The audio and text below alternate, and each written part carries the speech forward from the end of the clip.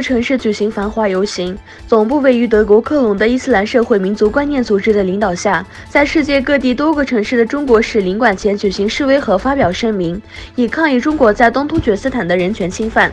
该组织以为东突厥斯坦行动为人类觉醒为口号，组织了大型示威活动，以表达与维吾尔人粘在一起的决心。该组织主席凯莫尔·埃尔衮出席了在中国驻杜塞尔多夫总领事馆前举行的活动。与此同时，澳大利亚民族观念组织成员在中国驻墨尔本总领事馆前举行示威活动，以抗议中国在东突厥斯坦的镇压。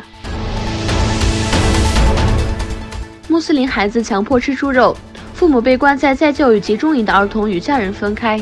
这些孩子被安置在孤儿院，远离亲戚。有报道称，这些儿童被迫吃猪肉。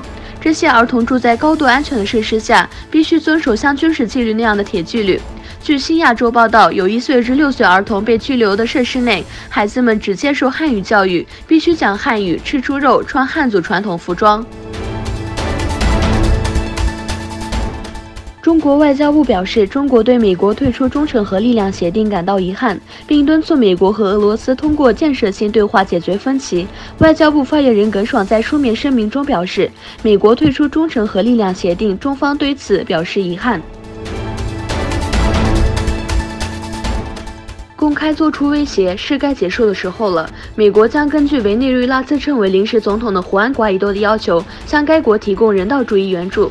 国务卿蓬佩奥也支持国家安全顾问博尔顿。另一方面，美国副总统麦克彭斯在迈阿密与委内瑞拉人会面时，强调对马杜罗采取行动。他说，是时候结束马杜罗政权。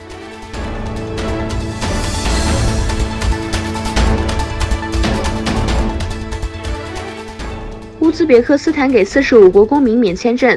从昨天周五起，他省干当局给予几乎所有欧洲国家公民入境30天免签待遇。除几乎所有欧洲国家之外，共45国公民享有这一免签待遇措施。与此同时，对76个国家的签证申请程序进行简化。他省干当局只要求上述国家公民在乌兹别克斯坦境内的逗留期限不超过30天。